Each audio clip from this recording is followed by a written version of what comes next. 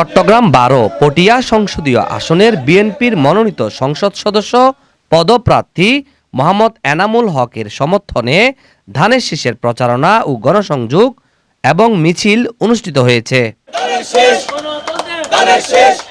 ৮ ফেব্রুয়ারি রবিবার তরুণ রাজনীতিবিদ মোহাম্মদ সাইফুল আলম জনির নেতৃত্বে মিছিলটি স্লোগানে স্লোগানে ধানের শীষের প্রার্থীর পক্ষে ব্যাপক গণজোয়ার সৃষ্টি হয়।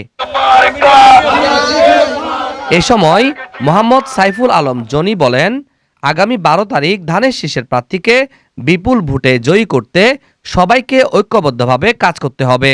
এই ৭ নং জি ইউনিয়নবাসীকে এবং আমাদের পটিয়ার মানুষের জন্য একটি সম্মান স্বরূপ জনাব আলহাজ এনামুল হক এনাম সাহেব, উনি অনেক ত্যাগী এবং কারা নির্যাতিত নেতা, ওনাকে মনোনয়ন দিয়ে আমাদের চেয়ারম্যান আমাদেরকে সম্মানিত করেছেন এবং এই সম্মান রাখার নৈতিক দায়িত্ব আমাদের সকলের।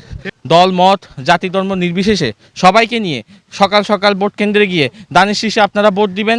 ইনশাআল্লাহ আগামী যে স্বপ্ন পরিকল্পনা নিয়ে আমাদের চেয়ারম্যান জনাব তারেক রহমান এগিয়ে যাচ্ছে, আমরা সেই নতুন বাংলাদেশ উপহার পাব এবং জনগণ খুবই উৎসাহ উদ্দীপনা নিয়ে এই নির্বাচনের জন্য অপেক্ষা করছেন এবং আল্লাহর রহমতে যদি সুষ্ঠু এবং সুশৃঙ্খল নির্বাচন হয়, ইনশাআল্লাহ আমাদের ধানের শীষের প্রার্থী আলহাজ মোহাম্মদ এনামুল হক এনাম সাহেব বিপুল ভোটে জয়লাভ করবেন।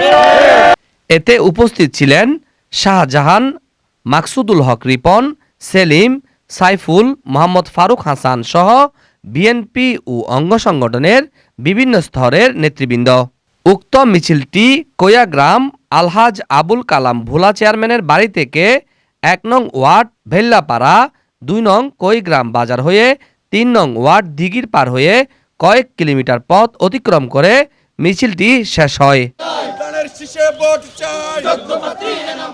মোহাম্মদ রবিল হোসেন, 24 টিভি, চট্টগ্রাম।